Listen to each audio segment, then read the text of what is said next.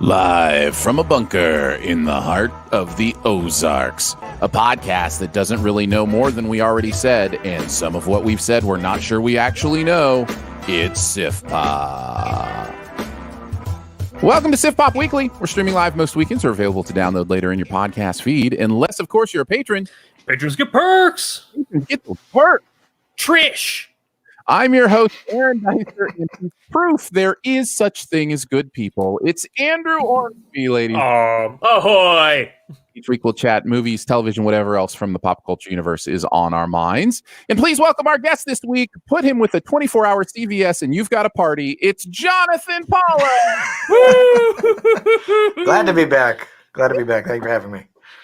Listen, guys, we have got a couple just great chewy reviews this week, and I'm excited for this show. We're going to talk about I Care a Lot and Barb and Star go to Vista Del Mar. I do want to mention, because I just messed it up there, I'm sure to mess it up again later in the podcast. You're also not pronouncing it correctly. It's Bab and Sta go to Vista Del Mar. You really got to roll those R's. Sorry about that. You know what? I should have gone to our nor'easter. Resident Bostonian. Yeah, I think that is a very critical component of the enunciation there. It's Bab and Sta. Which, by the way, I looked it up. I know we're nowhere near that review yet. It says they're from Nebraska. Yeah. Which is a slightly different accent, but similarly, I had to bring that as obnoxious. Yeah, there definitely is an accent going on, a very Midwestern accent. But yes, what I do is I get the Vista, and I want to say visit. I want to say Barb and Star visit Vista Del Mar. And so every time it's like, but it's go to Vista Del Mar. Yeah. So I apologize. I will probably do that again throughout what's going. Thank you, Jonathan. I appreciate the grace and forgiveness to slip on things every once in a while. Everybody has something. How are you guys? You guys hanging in there? Seeing that light at the end of the tunnel? Yes. It is. I think it snowed here in New Hampshire, I want to say 15 days this month, but February is over. I am ready for spring. Yeah, we had that thing where we were buried under snow for 5 or 6 days, and then it was in the mid 70s. So what are you gonna do? Totally normal. It's just normal weather stuff going on. Of course, we'll also have our best ever challenge this week. We're going to do best ever movies with a woman's name in the title. And then a buried treasure as well later on.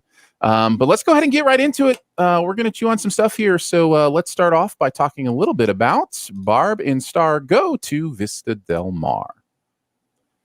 Lifelong friends Barb and Star, or Bob and Star, embark on the adventure of a lifetime when they decide to leave their small Midwestern town for the first time ever. Kristen Wiig.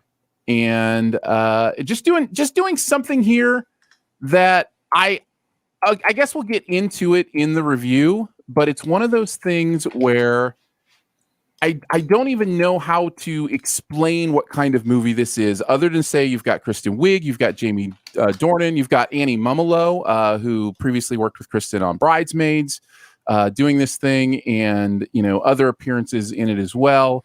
It is a comedy. That's safe to say. It is a surrealist comedy, maybe a little bit little bit SpongeBob SquarePants, a little bit Austin Powers.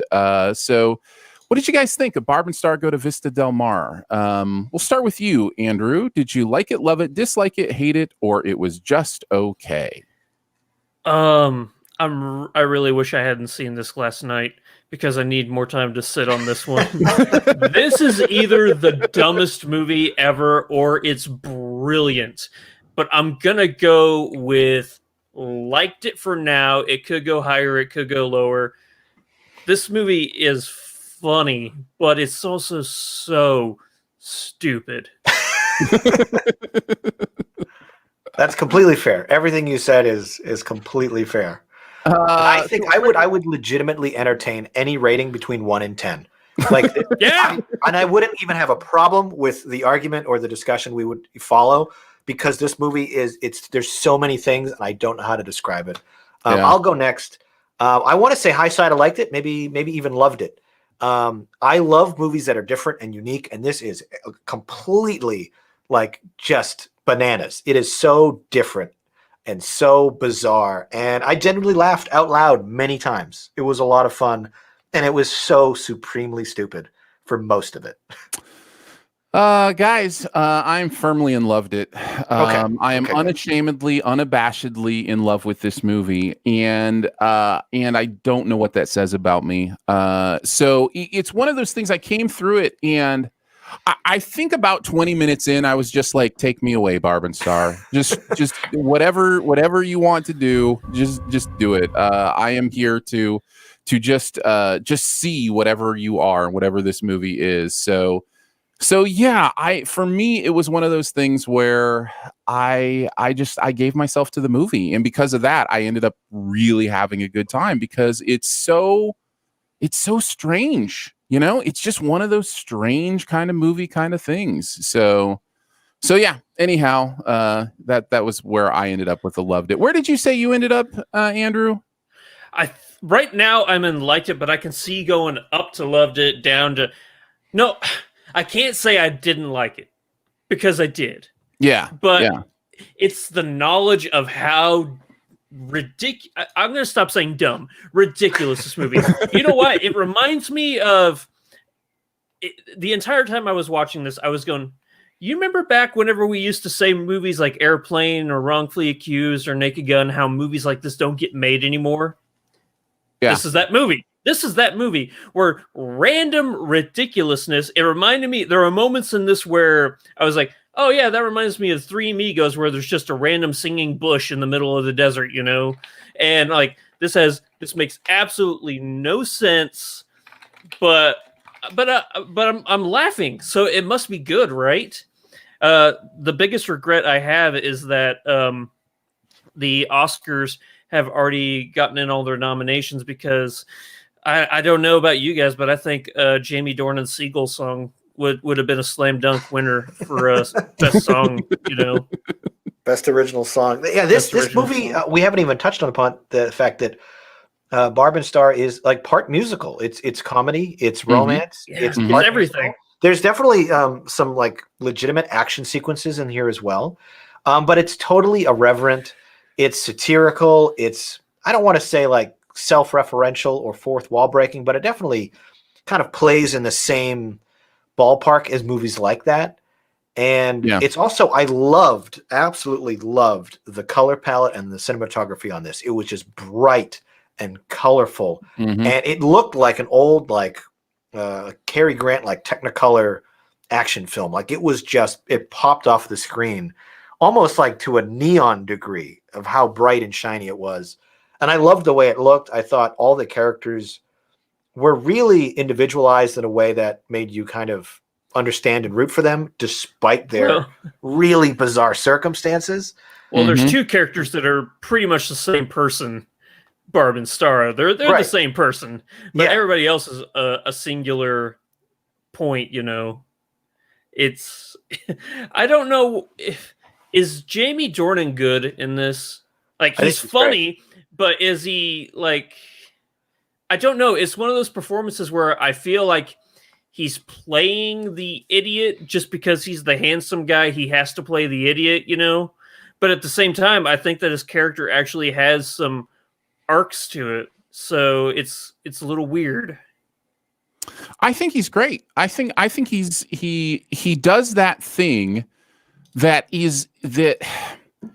makes it look easier than it is. He has such a natural approach to the comedy and just allows the material to speak for itself, underplays it the exact right amount. And I think that's there is a world where whoever you put in that role cheeses it up a little bit too much, or, becomes a little bit, I don't know, performative. And he just feels like he's playing this actual real person who just happens to really want a significant other. And, and I don't know. I was really drawn into it character wise. I thought, that was one of the things that surprised me about the movie. You can talk about all the ridiculous stuff in, Seagull on a Tire and all that kind of stuff. But at the end of the day, you're dealing with actual characters who are in a story and a plot, and it works. It's, it's not life-changing. It's not earth-shattering,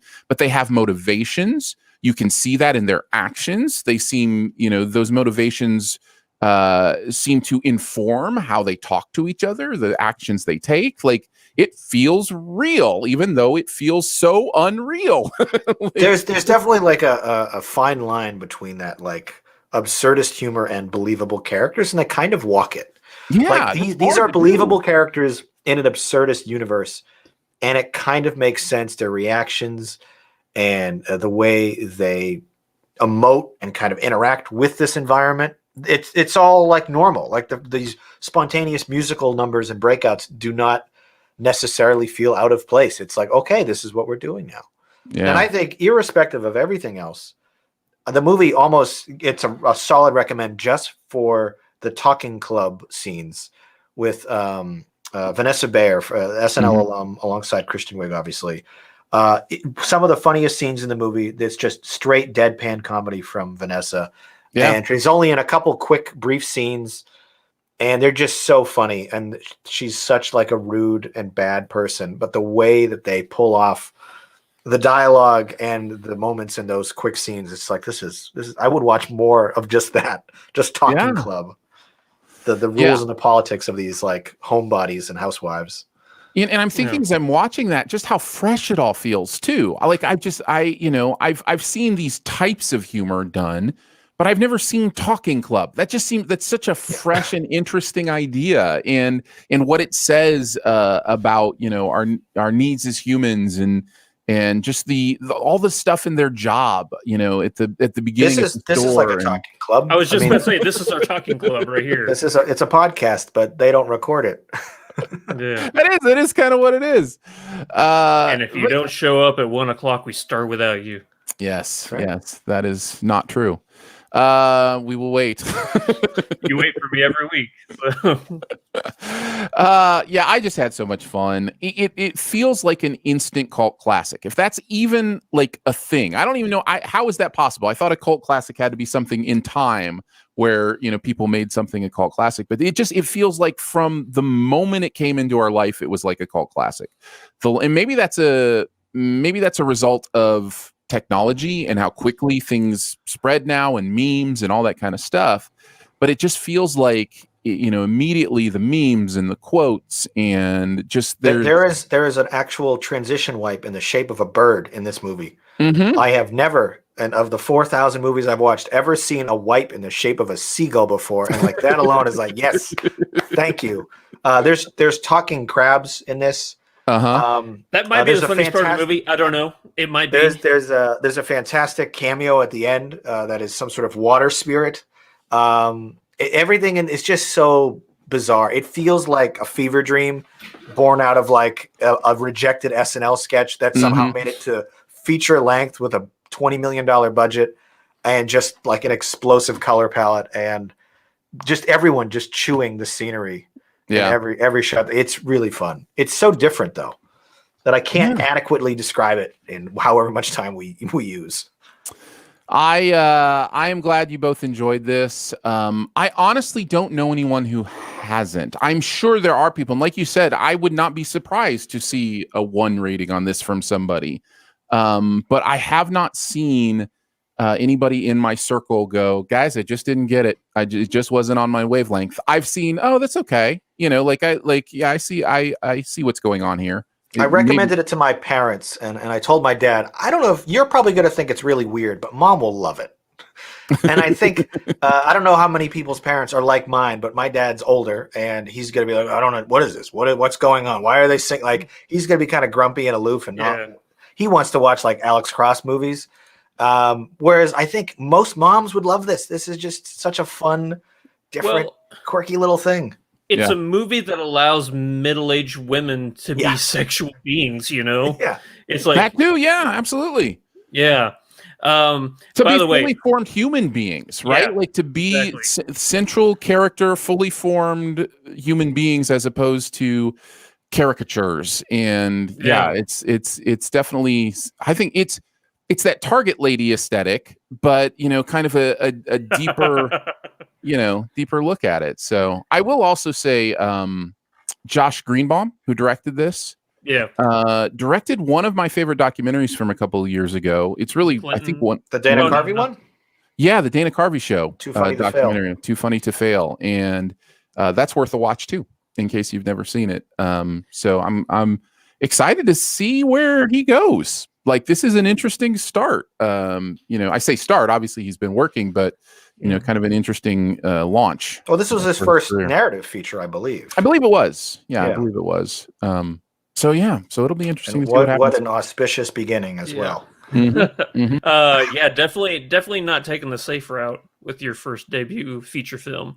Mm-hmm. Did you guys watch the credits at all? Oh, all the way through. They were really fun. Mm-hmm. Yeah. Tommy Bahama, played by Tommy Bahama. It was great. There was jokes and animation and artwork, and just like a really colorful presentation to the credits. Some of the best looking credits I've seen, certainly in the last year. Yeah, they were really neat. Yeah. This is not streaming. I believe it is available for $20 on demand right now. So, or I should say rental right now. And also in some theaters, but did want to give you a heads up on that. But once it is available, this has been a thing for me where people are like, yeah, I hear you saying it's funny and great and hilarious and I'm going to love it and be quoting lines, but $20, like, should I really spend $20 on this? And my comment has been, no, you don't have to. Like, you can wait a couple months till it's available to rent for $5 or whatever, and it's not going to kill you. It depends on how much patience you have for not kind of being in the conversation now, which is fine. It's just like, that's not a value judgment. That's just what you want to do. But $20, that's a lot of money. So that's not where I thought you were going with that intro of do I need to pay for this? No, you don't have to. Wink, wink. I thought that's where you were going with it. I'm like, no, I don't know if you've ever been a proponent of that, but okay, sure. No, that was not a wink, wink, nudge. No, I have to pay for this. No, you don't have to. That's hilarious. All right. I imagine you guys have maybe less full-throated recommends, but recommends for this movie as well. No, I would recommend this movie. I would totally recommend it. Yeah. Okay. Yeah. Because it's different. Yeah. Yeah. It's definitely even if you hate it, I think the experience is worthwhile. Yeah. I think the only difference between Aaron, you, and me, and maybe even John, is that it took me a lot longer to just give myself to this movie. But once I did, I was rolling. It's really funny. It's just, I think that if I would have given myself to the movie earlier, maybe that would be my one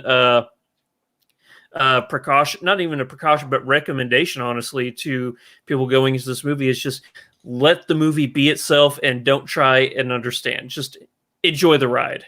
I was on board. I think this may contradict what I said earlier, but I'm remembering now how this movie opens. I think I was on board from the beginning. I think from the newspaper delivery lip sync, I was hilarious. I was in, and I was just like, oh, I see what. And then then there's a moment very shortly after that where it's like, oh, and all of a sudden I'm thinking Austin Powers and like, we're Austin Powers. We're getting really ridiculous here. I've heard this comparison before.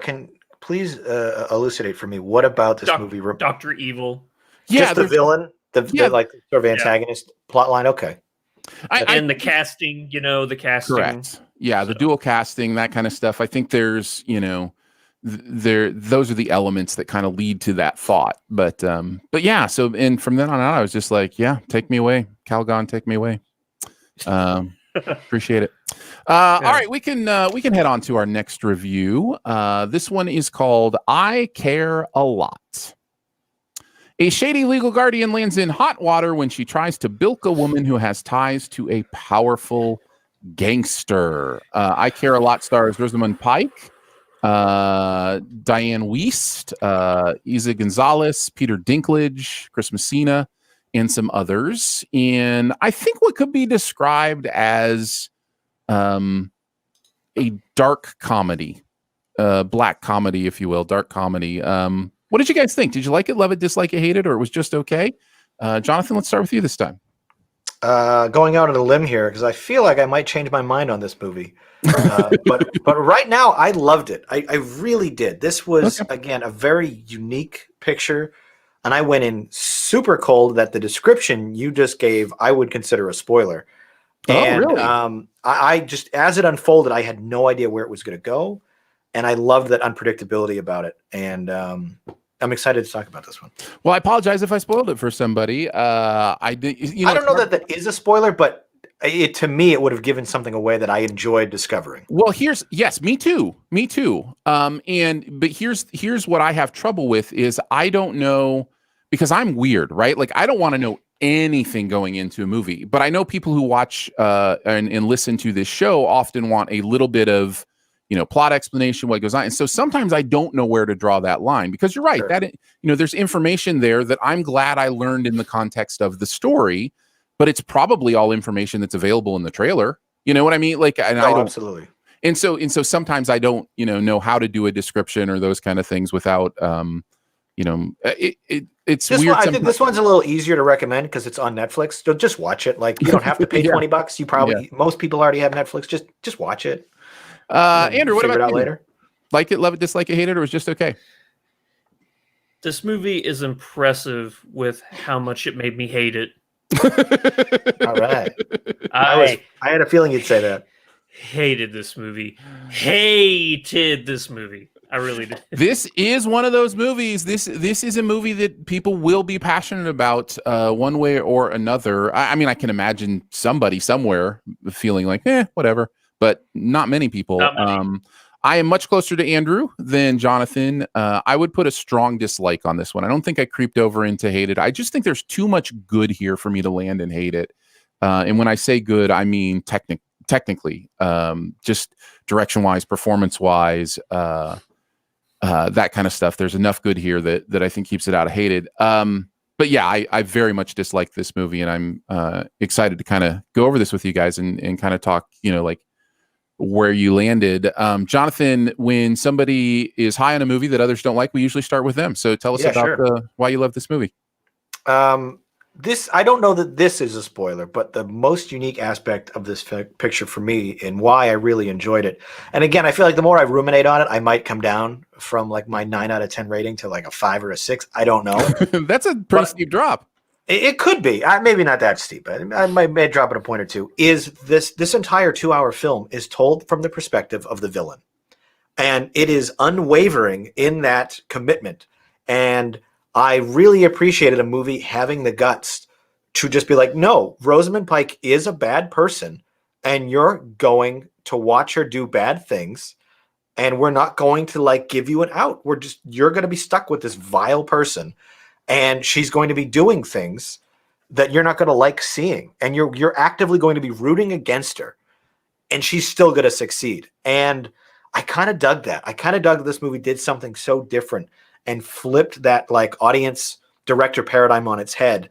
And it was almost like not a form of torture, but akin to that. Like you are being forced to watch something that you don't like.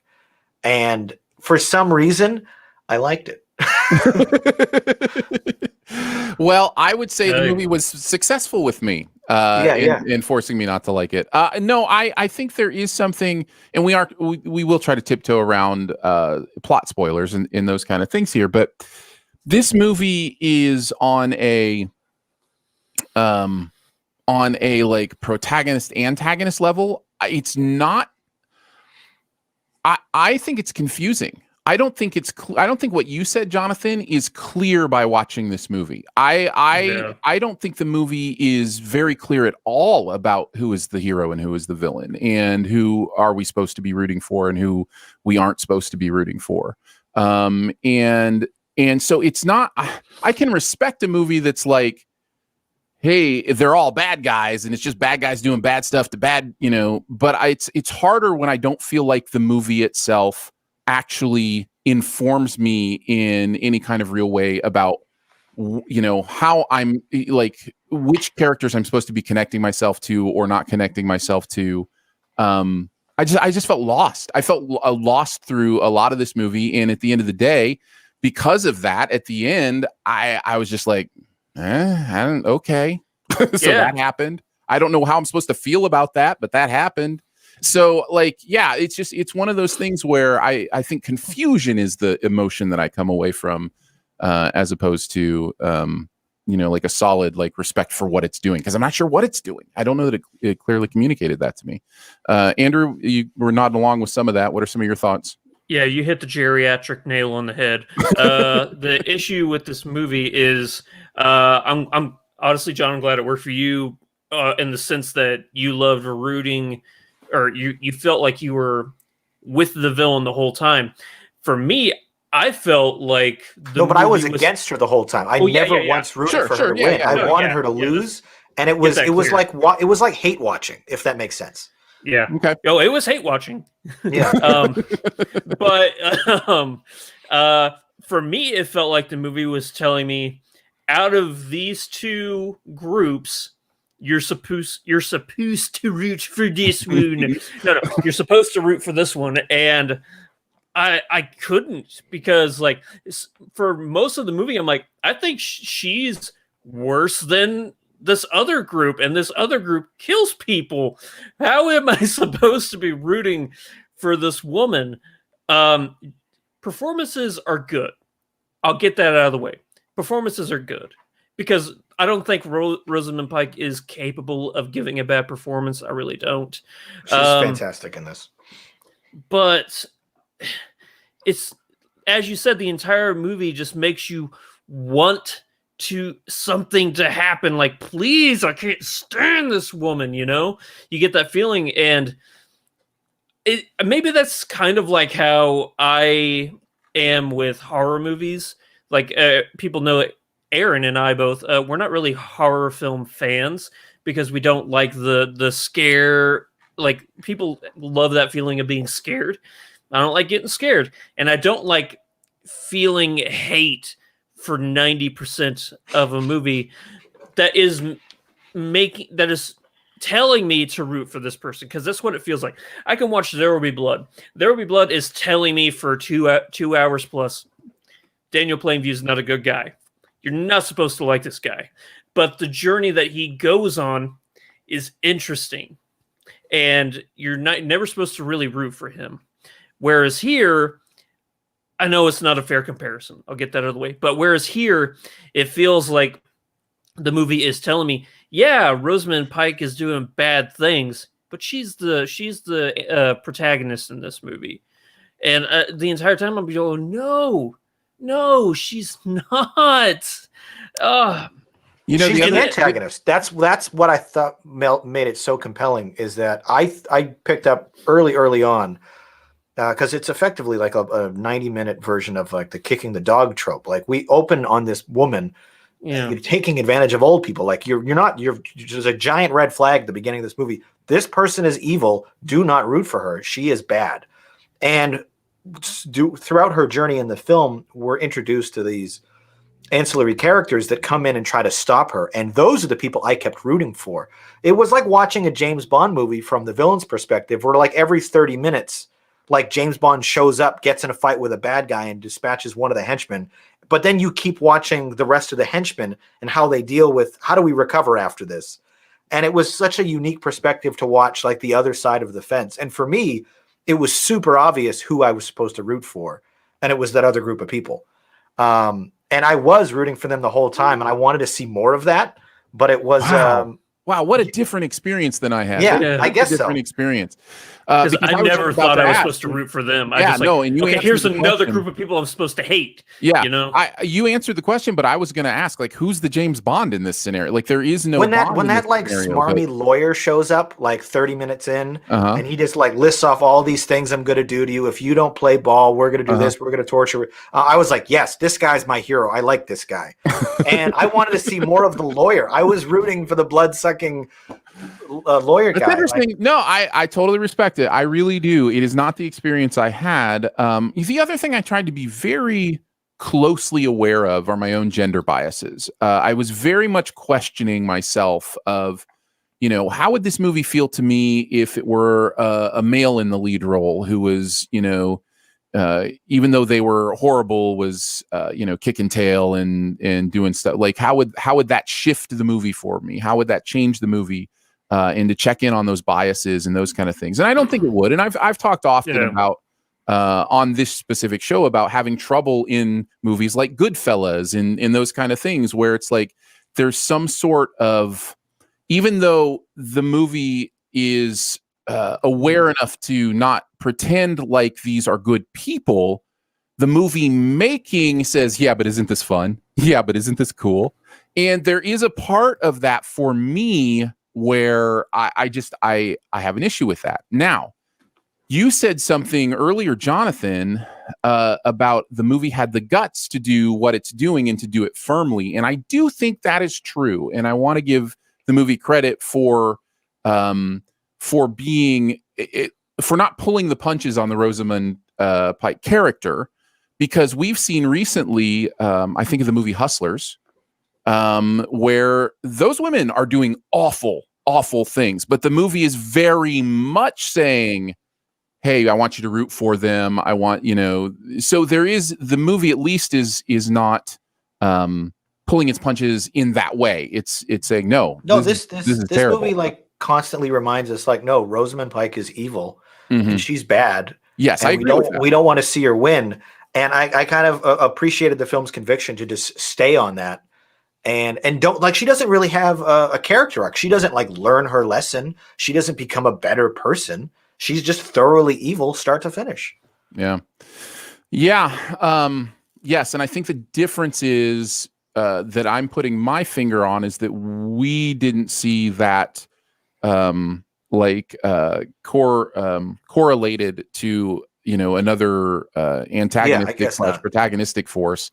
Whereas, you actually found a rooting interest. I didn't have, I believe I had none. Yeah. Like, I was just so lost. I had no idea how I was supposed to feel about any of this. And therefore, by the end, I didn't feel any sort of way about any of this. Oh, so the ending of this movie is horrible because it makes you feel, as soon as it is over, you're like, well, I just wasted all that time. There was, I felt a genuine sense of like frustration in the fact that I felt like I just wasted an hour and a half. I'm like, I could have been doing anything else. Well, we will do a SIF spoil on this because I do want to talk specifically about that ending and about some other things towards the latter half of the movie. But yeah, it's the lack of talking crabs that really at the end of the day. Not enough seagulls on tires. At the end of the day, I think not enough bird transition. I can completely understand and empathize with your gentleman's opinions on this. It is definitely, I think you said at the outset, a polarizing picture. Sure, yeah. I wish I saw the movie you saw. I wish I saw that movie. And for me, it was just such a unique experience to be like, I'm watching the bad guy the whole time. We don't ever really see the other participant in this equation. We kind of have someone that can interrupt her success, but they're not really the protagonist either. And I kind of appreciated just having something such a different perspective on storytelling. Mm-hmm. And I don't know, I think technically I thought it was shot beautifully. I agree with that. The music had sort of like a Atticus Ross, Trent Reznor kind of like techno trance vibe to it, which I really dug. And Rosamund Pike is just a hell of an actress. She continues to really give great performances in that like super frightening, I could kill you at a moment's notice way. The way she gave in Gone Girl, that was just really, really good. And it's not the same type of villain as she was in Gone Girl. No, this is it. I don't want, because it is like, a person who's really sure of themselves and really carries themselves, but there's something different and even more sinister here than in Gone Girl. And I hope she doesn't get typecast as the powerful evil woman, because I know she has more range than that. But it feels like lately all the characters that I can associate her with are this Gone Girl, and I'm like, oh man, don't be a typecast because you got range. Yeah. And I mentioned the James Bond sort of parallel earlier, and it's amusing because Rosie's first film was as a Bond villain in Die Another Day, something 20 years ago. Wow. And she's still playing bad guys. Yeah. Also, we haven't taken time to appreciate the absolute force that Peter Dinklage is in this movie as well. I just think he's incredible. He's always been good in everything he does. Yeah. And I absolutely love that he is getting roles that are not explicitly written for little people. Yeah. And that's just great. That's just fantastic. And I don't know that he might be the only one that's sort of broken that proverbial glass ceiling where he's getting roles that a tall person could play. And it has absolutely no bearing on his character or how it's done. Yeah. And it's just like, we just need an actor and he's just good. Yeah, and his exactly. height is completely irrelevant. Yeah. And he is absolutely great in this. Diane Wiest is really good too. Sure. Yeah. Yeah. We've seen her in a couple great performances recently. Yeah, we talked about her with the Let Them All Talk movie on a couple months back. Well, there you go. Here's the weird thing. As much as I am close to hating this movie and firmly in the disliked it category, it's one of those weird ones where I'd be like, but maybe you should still watch it. Because if you have Netflix and it's there and it's interesting, and just know going in, it may be a disappointing experience for you, but it's so well made. It really is a well made film that just for me was confusing in what it what it was portraying and what it wanted me to think and feel, and so therefore I left it empty. I just left the movie empty. At the end I just felt empty. I was just like, I don't know. So totally fair. Oh, you're really selling it, aren't you? Well, I'm just saying, know that you may have that experience, but you may have Jonathan's experience too, where you're just like on board and you're enjoying it. And yeah, I wish that for you. All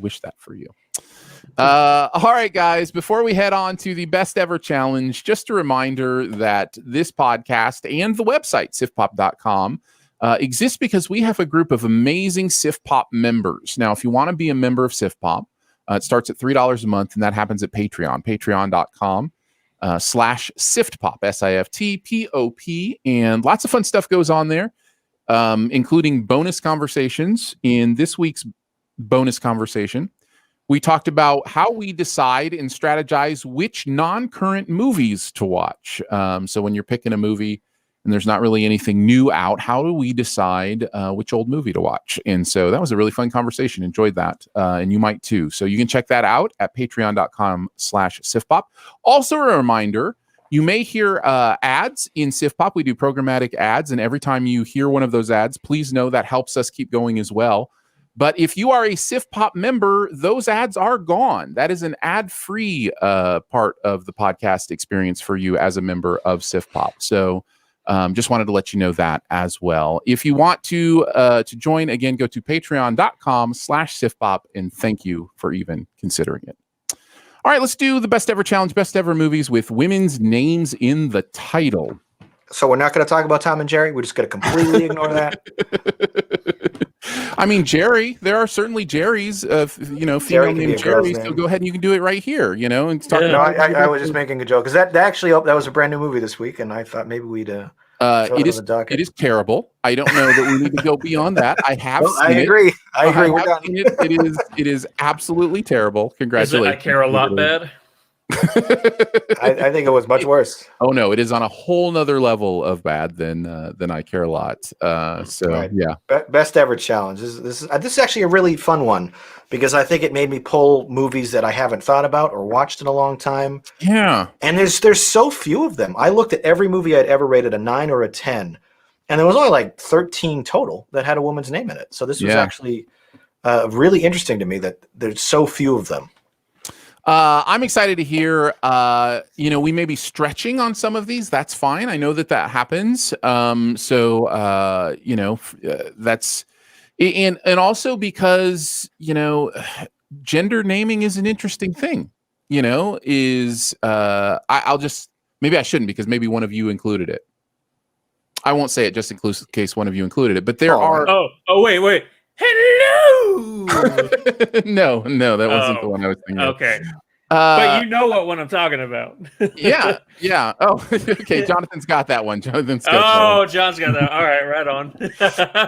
But there are names that we would typically associate with a gender that certainly have can be non-gender specific. So it'll be interesting to kind of see as we go on. All of mine are the main character's name. So. Yeah. I think that's the case of mine are. On all of mine, actually. Every one of them describes the main character. Cool. Most of mine do as well. Let's start with number 5 and go to number 1. Jonathan, kick us off. What's your number 5? One of only 3 movies in history to be nominated for 14 Academy Awards.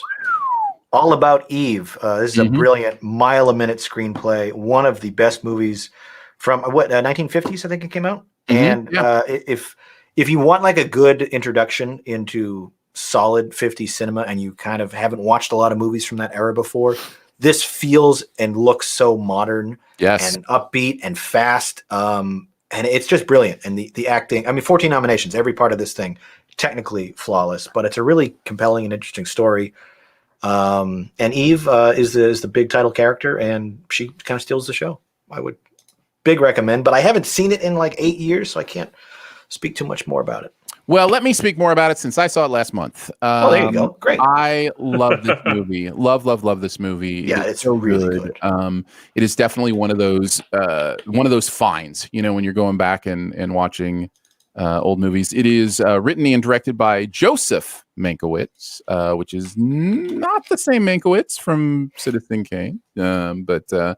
But yeah, so yeah, All About Eve is a great choice. Just missed my list. Andrew, what's your number 5? My number 5 is Juno, starring back then Ellen Page, now Elliot Page. Also got Michael Cera, Jennifer Garner, Jason Bateman. This movie came out, I think, at the perfect time for me, right around 2007. I was out of high school, but not by much, only a couple years. So seeing that environment was still fresh in my mind. And when I was in high school, there were several girls who were pregnant and had children. So it kind of felt like I was getting an insight into possibly what they were going through, and it was it's a very funny movie.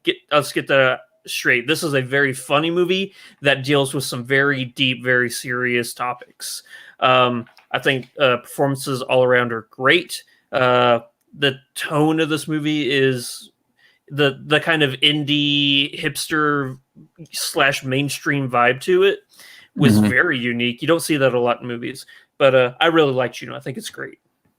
It's definitely among the pantheon of like really great teen indie movies of the 2000s. There's a bunch in that category that I think this is sort of upper echelon for sure. I think it won Best Original Screenplay, didn't it? I think it did. I don't remember what awards it won. I do remember thinking I thought it was clever and fun. So screenplay makes a lot of sense. Yeah.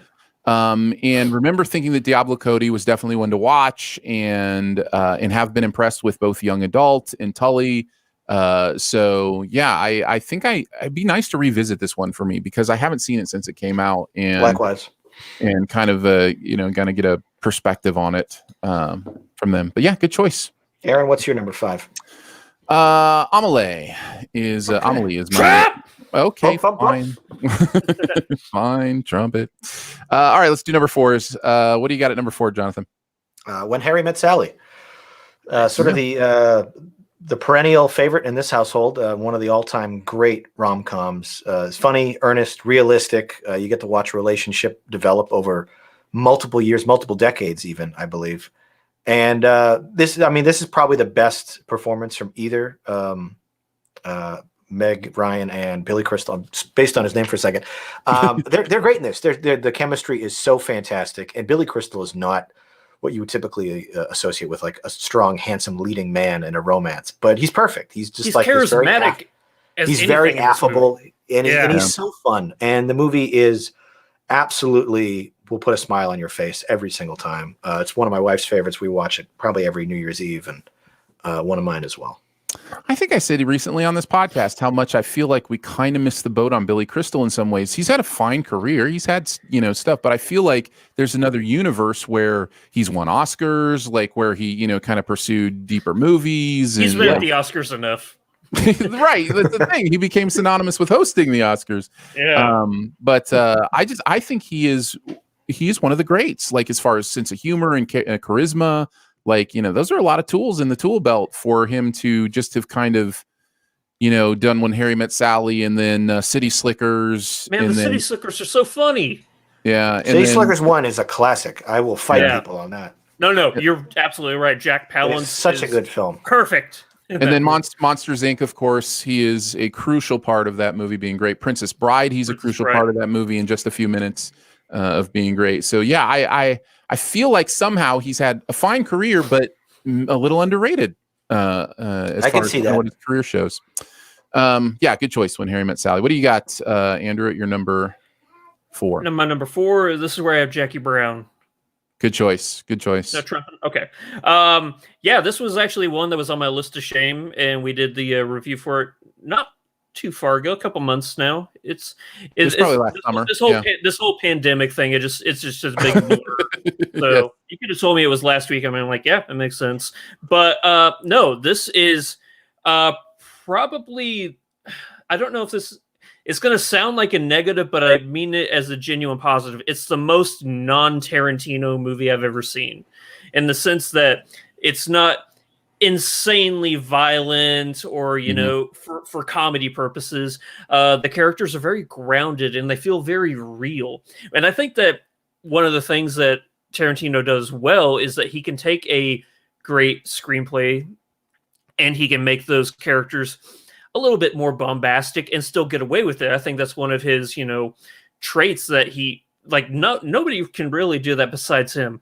But I think every single person in this movie here seems very real and very plausible. Having a heroine like Jackie Brown is not something you see a lot of. A very confident, sure of herself, powerful, sexy woman who is this movie clearly passes the Bechdel test.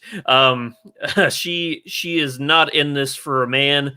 She is all about that money. And it's a fun movie to watch. I especially love the ending. The replaying of it from the different points of view was so fun to watch. Yeah. This is another one I think I got to revisit and put it on my rewatch list, because I don't think I've seen this in 10, 15 years. It's a great rewatch. It jumped a lot when we did it last. I think it was the summer. I think it was over the summer. We did a lot of that kind of stuff where we caught up on our list of shames. And it's a really solid Tarantino. So yeah, Jackie Brown, good choice. My number 4 is 500 Days of Summer. Nice. And this one is, it's one you wouldn't think is actually the woman's name in the title, but it actually is the woman's name in the title. But I enjoy this, and I am a bit of a Joseph Gordon-Levitt fan. There's something about his ease and charm that I like, and it's on full display here. And the thing I love most about this movie is that it's not afraid to be honest about infatuation, and to be honest about what that means and what the value of it is and isn't, and that relationships are different than that. So yeah, I enjoyed this one quite a bit. So 500 Days of Summer is my number 4. Number 3's Jonathan. This is a throwback, and one I unfortunately can't speak too well on because it's been such a long time since I've seen Dolores Claiborne, a Kathy Bates tour de force performance in a very difficult, very adult drama that deals with molestation and domestic abuse. And it's just one of those like gut punch emotional rides that you leave the movie just being so emotionally affected by. And I watched it when I was significant younger than I am now. So perhaps I would maybe come down on my rating a bit, but I remember just being so moved by it. And it's such a really, really powerful performance from Kathy Bates, one of her all-time best. And she is, I think, one of the greats in cinema, certainly next to Meryl Streep. And I think it's one of those movies that's overlooked. It didn't get a lot of Oscar buzz, but it feels like an Oscar type of movie, a really kind of like lower budget, like really prestige kind of a picture. Yep. And like normal people in like a small town kind of going through their intimate drama and their struggles. And I would totally recommend it. It was a brilliant, brilliant film when I saw it. Yeah. Good choice. Good choice. Andrew, what do you got at number 3? This is where I have Moana. Yes. Nice choice. Okay. This movie continues to grow on me and really go up the ranks the more I watch it. The music is really Lin-Manuel Miranda. Yeah. Even Dwayne's song "You're Welcome," which I didn't know, like going into it, I'm like, Dwayne Johnson's going to be singing. I don't know how he's going to pull it. No, "You're Welcome" is great. What do you mean even? That's the best number in the picture. No, it's nowhere near the best number in the picture. Yeah, How Far I'll Go. How Far I'll Go is definitely the that is slowly rising up to my favorite Disney / Pixar song. Like every single time I listen to it, I'm like, this song gets better every time I listen to it. Such a great song. The water. Yeah, I think Aaron. I think this was one of the biggest things that we talked about whenever we did our initial review. Is how far Disney and Pixar have come. Is this Pixar or is it straight up Disney? Okay. Disney. Well, combining the two for this analogy, how far they've come with the ability to do special effects, going back to Toy Story, and just how blocky it still look good. But seeing the water effects in this movie are like mind blowing with how good they are. I mean, it's an absolutely gorgeous picture. The animation is impeccable. Yeah. And it's easily Alan Tudyk's best performance. As the chicken? As the chicken, yeah. As the chicken. Well, I have a 3-year-old daughter, and she completely echoes every one of those sentiments. This is one of her favorites. She's a wise young girl. And we got her a little Moana doll, and she loves to just race around the house and just, how far I'll go! And she'll just completely out of tune.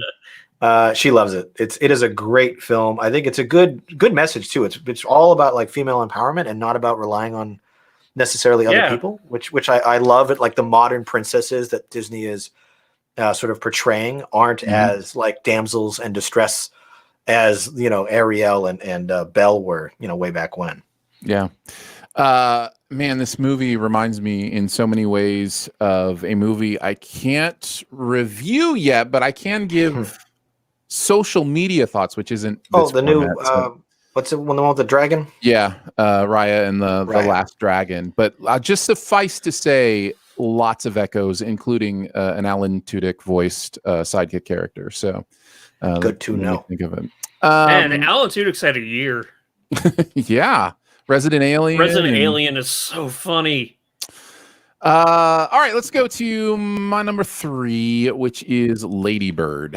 At my number 3, and I think this is an incredible film, and I know I'm not alone in that. It's not like I'm the only one saying that, but it does feel like one of those. This is the best movie ever, and then a couple years later, people are like, "You remember Ladybird?" I definitely kind of I forgot about this movie completely. To be honest with you, but when it came out, I remember it was kind of the talk of the town. There are just some movies like that for whatever reason, it's just like, man, this movie's amazing. And then, 2 years down the road, nobody's even talking about it. Green Book comes to mind. well, yes. But yeah, I would just say if you haven't seen Ladybird, see it. It's phenomenal stuff. There's stuff here about coming of age that is fresh and interesting and done in a way I'd never seen it before. It's hilarious. It is a very funny movie in many ways. And there's stuff here about faith and what faith means in life and how to adapt the faith of your childhood to what your adulthood looks like. That, I mean, and you can see the cross is right in the poster. Like, that is definitely like a part of this movie, is about figuring out that transition. And I just, all that stuff really resonated with me, and I liked it quite a bit. So Ladybird is my absolutely number 3. Number 2s. What do you got, Jonathan? This is where I had Amelie. Or Amelie. Me too. It's a brilliant film. This is I think one of the first like French movies that I completely adored. Usually, I'm not super into like French New Wave, and this isn't. This is certainly much newer than that. But I hadn't really ever seen a French movie I completely loved until this, and it like changed my entire outlook. It is such a fun, optimistic, hopeful, almost dreamlike experience, and it's just such a like an uplifting movie, and I loved it, like start to finish. It is so much fun. Yeah, she is such an adorable character. Yeah, and that's if she isn't as like hopeful and whimsical and lovable as she is. Like, I don't think I've seen a character this lovable since like Lucy Liu in Lucky Number 11, a character where you just want to go, oh, why aren't there more people in the world like this? Just this openly happy, person, unabashed, and also able to go and just do crazy random things just because it's fun. Like the whole gnome thing in this movie is like, wait, did the Travelocity gnome come from this movie, or is the whole gnome thing like a whole like long old like a very old thing? Yeah, it's a very old thing. This is like a good example of like good things happen to good people scripts. Yeah, and I'm a sucker for those. The movie Chef I watched not long ago. There's not really like a strong antagonist or like journey to overcome. It's just good person does interesting things and becomes better, and it's like I just want to watch more of that. Like just nice things happening to good people. Yeah, that too. I now want a grilled cheese sandwich. Thank you very much. But you'll know it'll never be as good as the one that he made. But no, Amelie, like the way she sets up those two people in the diner, the old curmudgeon and the like, it's just stuff like that. Like if you gave me like a series of like an Amelie television show, that'd be like one of the top things I would watch every single week, just because I know it brightened my week. Mm-hmm. Absolutely. So I love Amelie. Yeah, you guys pretty much said it all. I'm right there with you. It is such a fun, interesting, beautiful, whimsical film, and I enjoy it quite a bit as well. It was my number 5, and it was both of your number 2s. Yep. All right, that means it's time for my number 2, right? Since you both had Amelie there. My number 2 is Mary Poppins. Nice.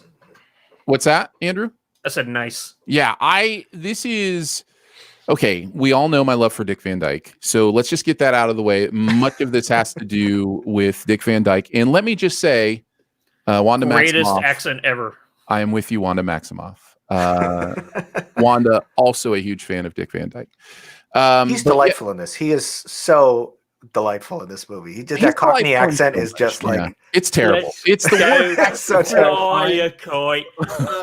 To the highest height. It is the worst accent of all time, and I think it just says something about his incredible charm that no one cares. It's just so great and so much fun, and plenty of amazing, obviously amazing musical numbers, and so memorable.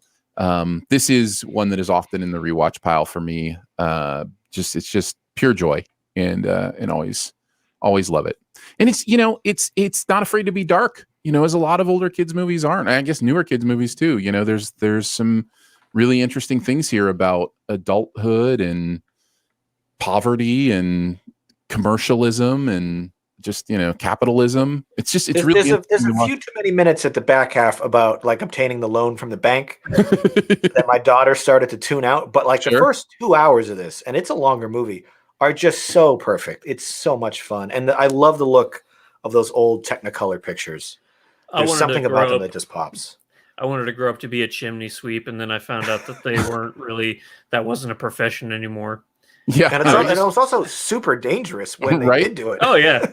Chim chimney, chim Yeah, chimney, either fall to your death or chim die from black chimney. lung in your 40s. You know, Yeah, like yeah. what a profession. That's the life.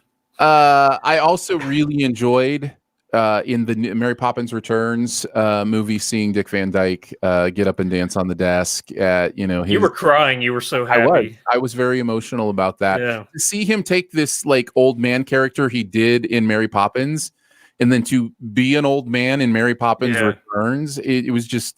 I don't know. I thought it was really, really beautiful, and I'm so glad he's still around. Every day we get with fantastic. Dick Van Dyke is great. Yeah. So yeah, He's what, 96 now or something? It's great that he's still with us. And he did a pretty fun little hop and skip in that movie too. That's what I'm saying. Yeah.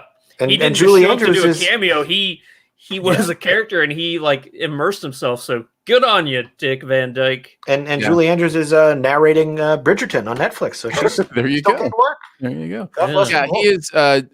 Dick Van Dyke is 95 years old, Wow. and I think just one of those symbols that joy lengthens your life. You know what I mean? Like it's just he's just always so full of joy and smiles and fun, and I think that's a good thing. All right, let's get to our number ones. What do you got, Jonathan? As alluded to a bit earlier, this is where I had Mrs. Doubtfire, Mm-hmm. which I think it definitely feels like a cheat because it's a made up name and it's a man playing it. Let me just say it's less of a cheat than my number one. So Fair enough. You should feel okay. I don't know that I need to explain or defend this pick. Mrs. Doubtfire is one of the all-time funniest movies of Robin Williams' career, and that says all I need to. Yeah. No, Yeah. Okay, I'm right. I think you're right. I think the genie is what everybody's going to remember Robin Williams for, but Mrs. Doubtfire is right there with it. So Well, and I think that the notable distinction is this is him live action, where you can really see his full performance, and he just completely goes for it in a way that would have embarrassed anyone else. Yeah. And and what he does in this movie is downright illegal and awful, and It's definitely like reprehensible, borderline kidnapping in many respects. right. He lost custody of his kids, but is taking them like, no, it's literally but kidnapping. come on, she's the worst mom of all cinema. The whole time, Daniel. The whole time. Yeah, it's Poor Pierce Brosnan choking on some jambalaya. If you are allergic to pepper, why would you order a spicy dish? Hey, listen. Sometimes you just need some jambalaya. Andrew, what do you got at your number one? Amelie would have been my number one, but I went back and rewatched this one, and I was like, is it really as good as I remember? And the answer is, it's so much better than I remember. I'm going with Run, Lola, Run. Yeah, so good. It's very, very good. Oh, man, I love this movie. It's the soundtrack, this movie does make you want to get up and just start running. It does. It's a very energetic movie.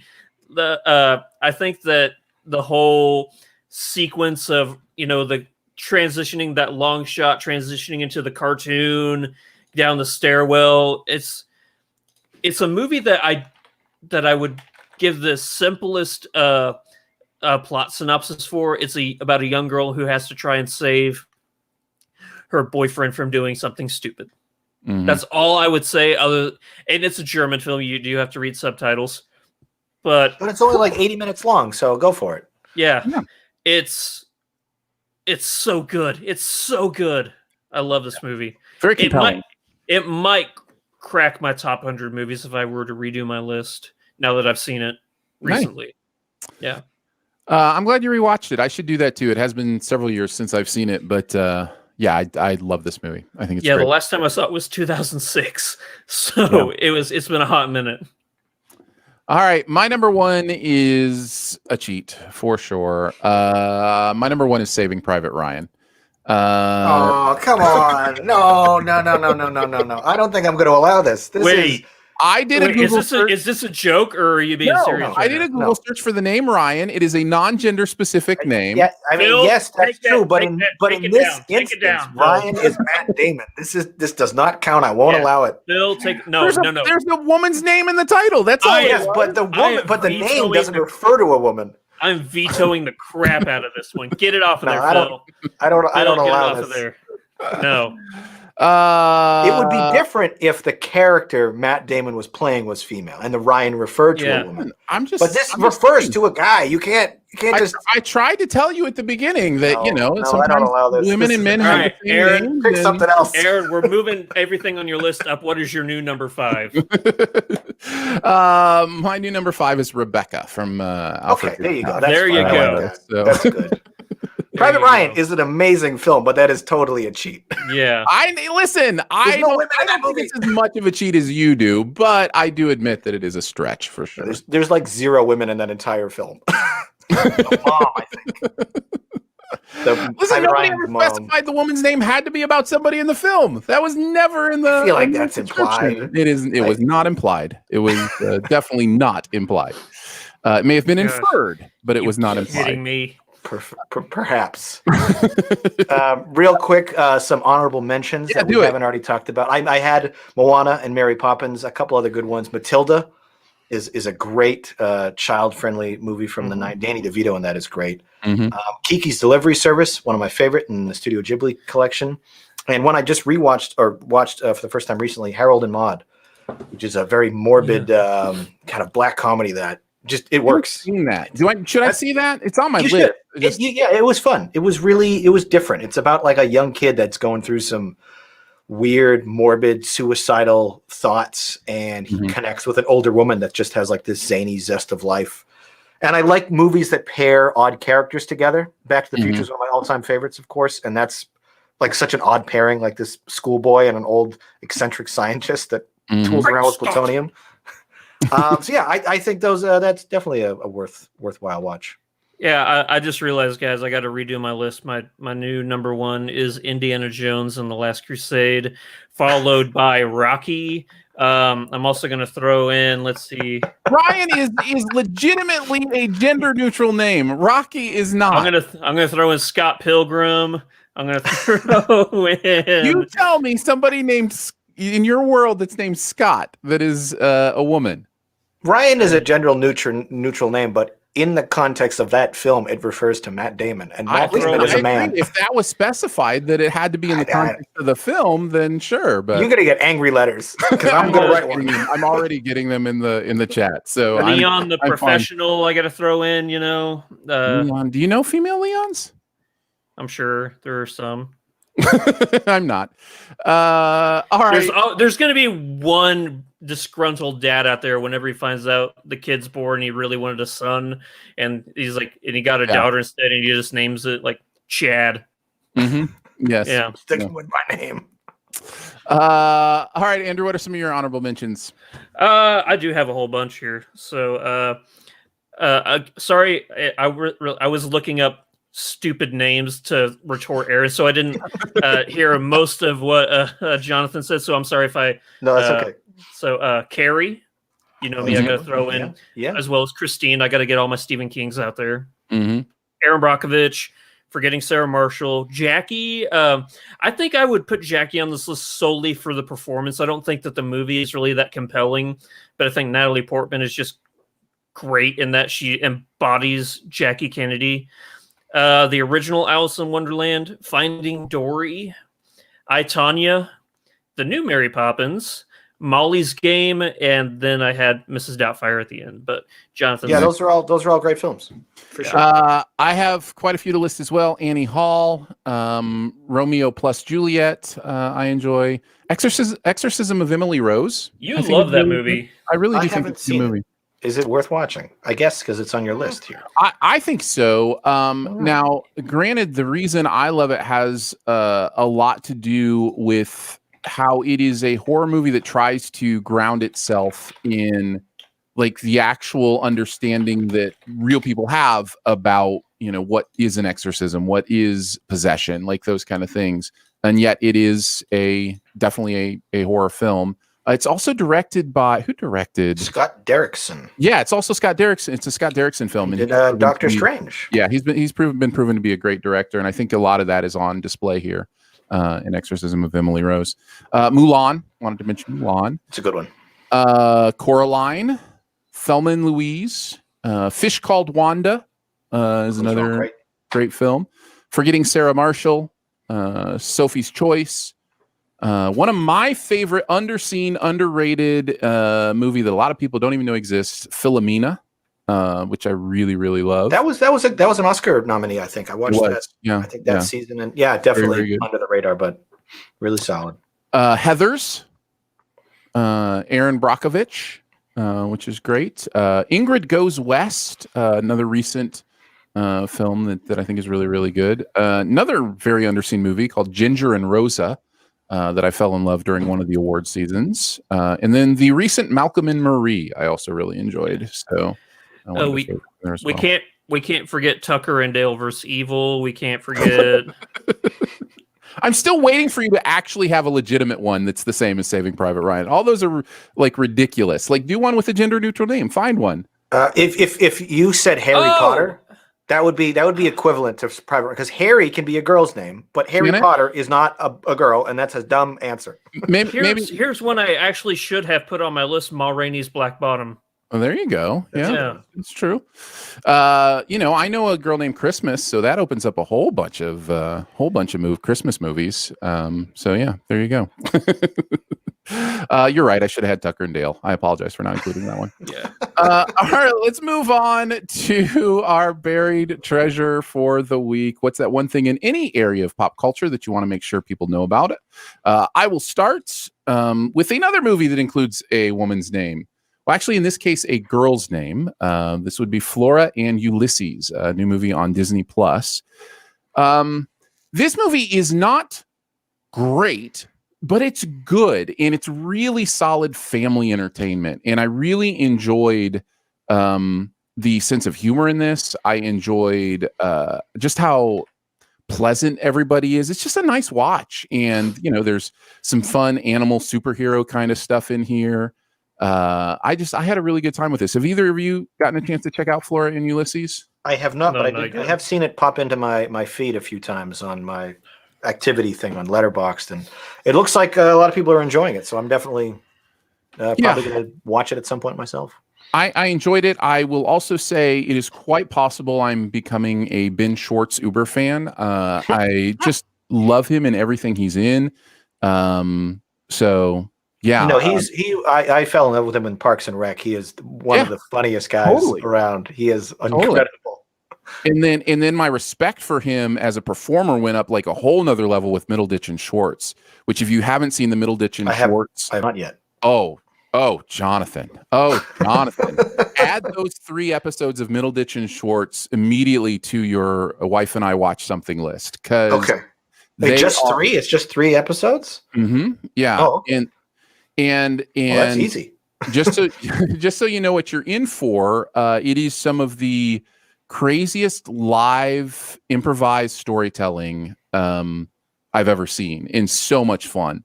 Parking Lot Wedding, I think, is the first episode. I'm looking at it now. Yeah, is probably the best of the 3, but they're all really, really good and really fun. So you're in for a good time. I always get excited when somebody hasn't seen Middleditch and Schwartz, and I haven't even heard of it. And that's actually usually when someone recommends something, it's something I've already sort of been aware of, and I just haven't put it on the top. I haven't prioritized it. But this, I love stuff I haven't even heard of yet. So appreciate the recommendation.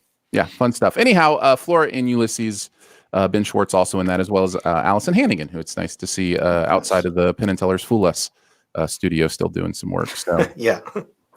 What do you got, Andrew? What's your buried treasure?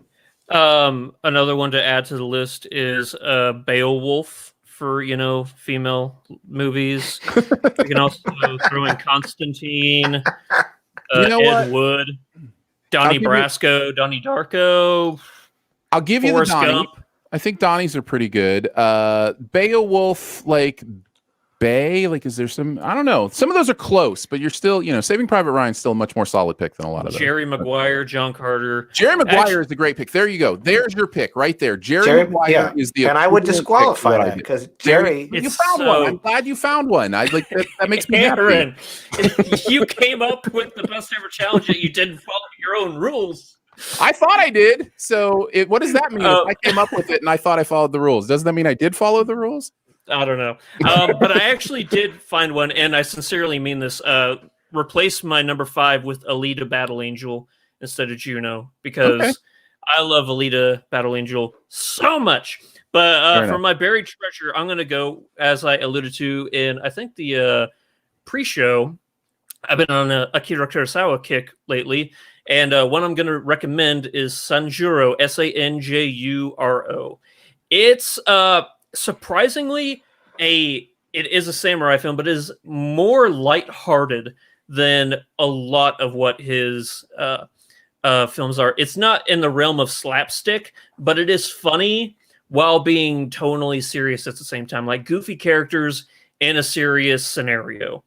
It has one of the best like final duels, like a samurai duel I've ever seen. It may be the best final duel I've ever seen.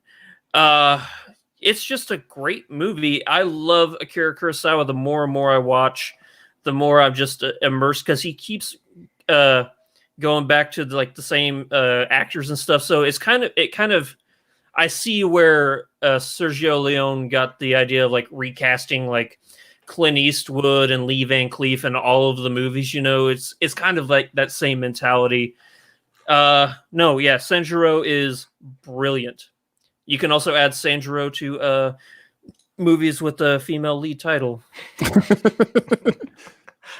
At least for the duration of the show, we won't let you live that one down. Maybe Angie, maybe Ange. Yeah, that could work. Yeah. What do you got, Jonathan, for your buried treasure? So I took this a bit literally, the buried treasure, and I found some actual treasure that was buried in the garage of my house. Nice. Speaking, of course, about old Super Nintendo games, boxes, etc. Earthbound. And I'm holding up my original cartridge and box of Earthbound, which I always knew was valuable, but I never bothered to actually look it up and attempt to sell it. I have a pile of old carts and boxes on the floor behind me that I've been actively selling on eBay this month. And much to my surprise and delight, they're going for several $100s a piece. I have a pile of games that have been in a box in my garage for 20 years. They're worth close to $5,000. And when I finally figured this out and realized I could actually get off my butt and do something about it and sell it, I was just like, this is incredible. I got a couple early offers for the whole lot. Early, someone offered me like $2,000 for everything. And I definitely thought about it, but I'm having so much fun actually selling each thing individually and trying to gamify how much can I get? What's the maximum I can stretch out of each thing? It has been such a fun little side project and side hustle for me that I would recommend, if anyone you have old stuff in your basement, turn it into Antiques Roadshow and just have a go at it, because you might be sitting on some actual literal buried treasure. Now, a lot of the value that you're finding in this is that you kept like boxes and and I kept them all in like mint, and I didn't realize how much the box adds to the value. Most people have their old games. I kept all the old manuals too. Right. And when you sell a game plus the box, the value nearly triples. Earthbound on its own is worth like $300 or $400, which is a lot. But if you sell it with the box, it's worth like $1,500. And that was what I never really completely understood, how much that extra component added to it. And I was like, you know what? I was holding on to these for sentimental reasons, but I'd much rather have $5,000. So it's been a really interesting week, putting all these up on eBay and seeing what they would go for. And I've definitely learned from my mistakes. I listed a couple early, way too cheap. They sold in less than 2 minutes. It's like, okay, that should have gone higher. But it's been really fun. And I would definitely recommend everyone's holding on to something. Maybe you can get money for it. Do they have a rating system too? Like, could you get them certified? I know, like with like sports cards and stuff, they're worth even more if you get them graded. Correct. Does that happen with collectibles like this too? I believe so, but I have not looked into how I might do that. Yeah. Truth be told, there's only a couple in this pile that would be worth so much. Earthbound would probably be the only one worth looking at. Most of these are worth $50 to $100.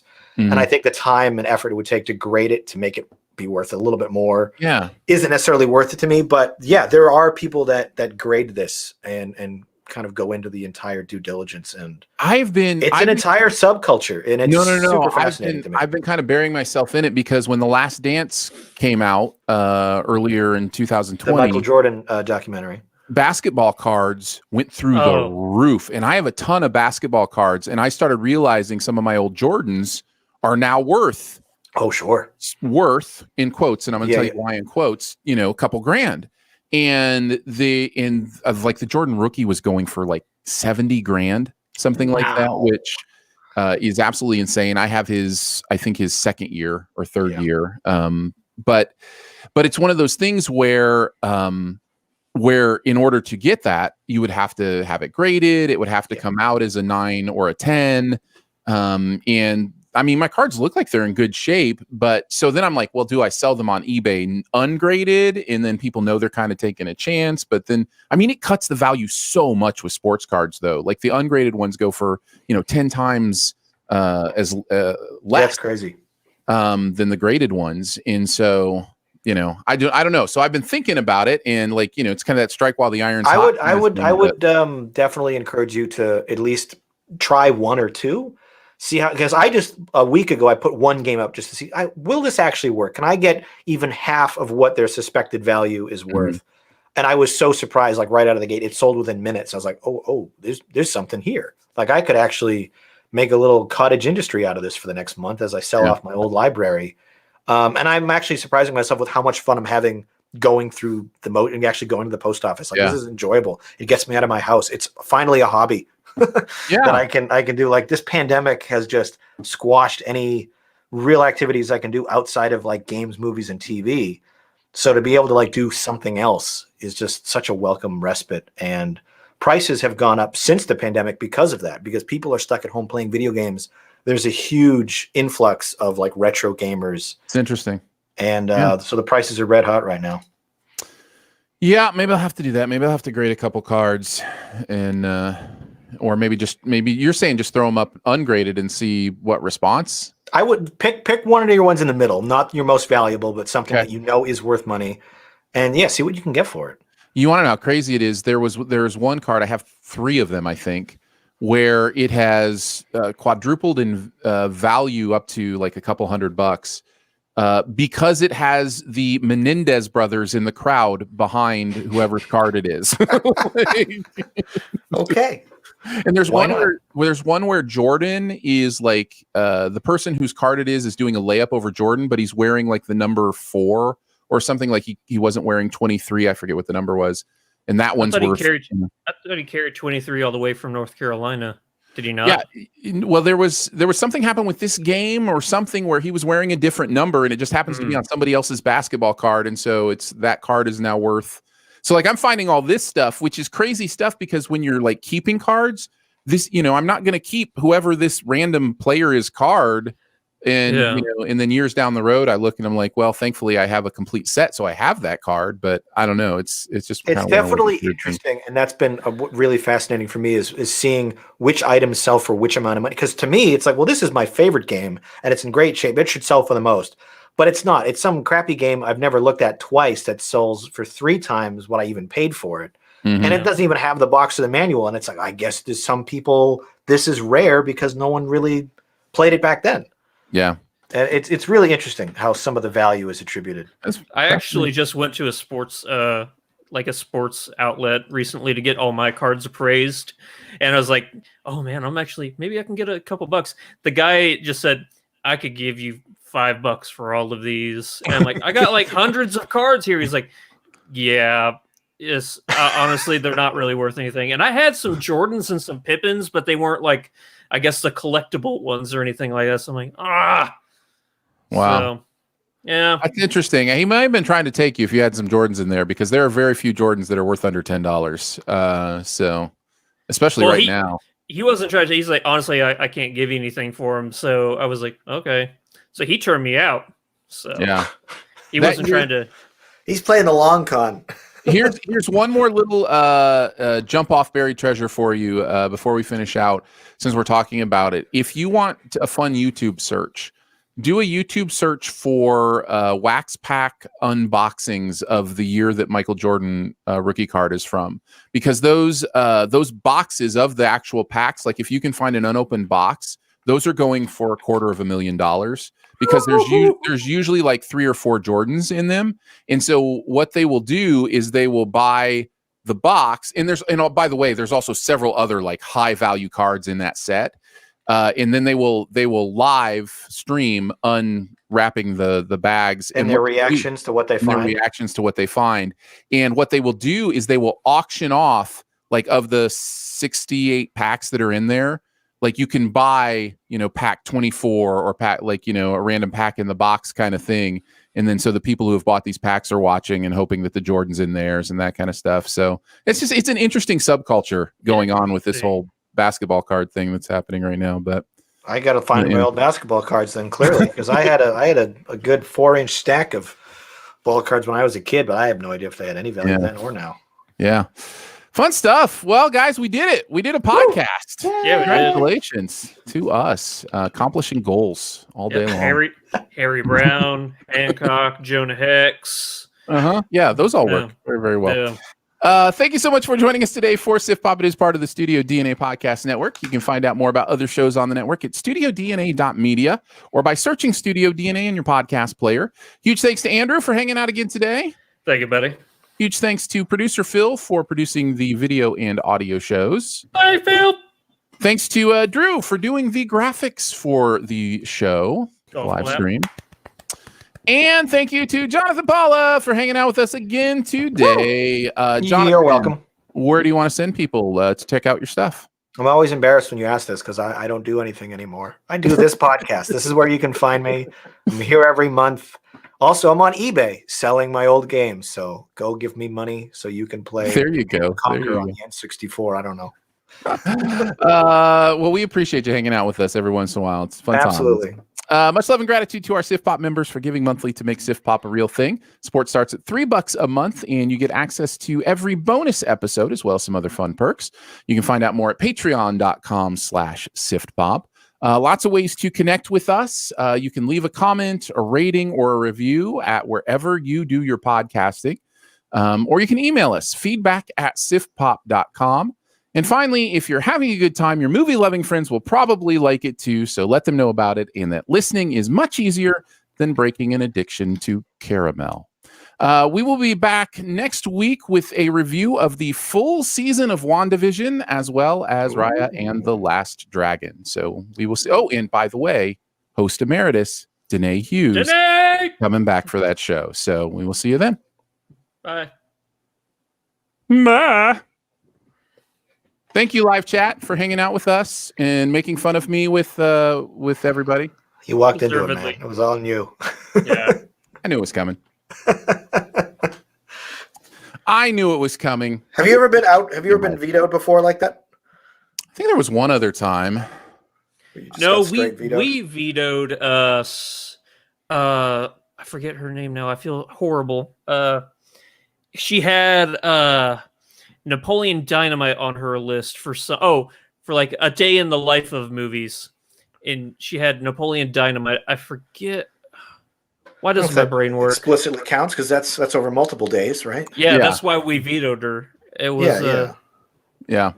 We want a slice of life and less day in the life. Yeah.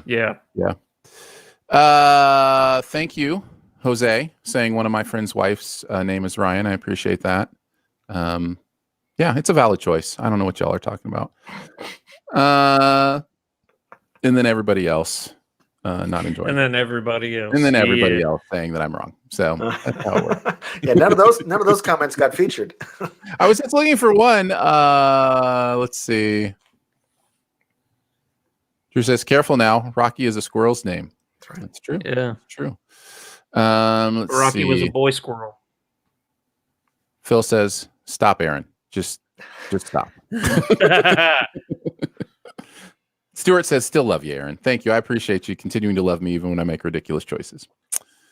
Very cool. Well, thank you guys. Thanks for hanging out with the live. We're going to record the Sif spoil now, so we're going to say goodbye to you guys. Thanks for hanging out with us on the live stream, and we will catch you next week. Bye-bye.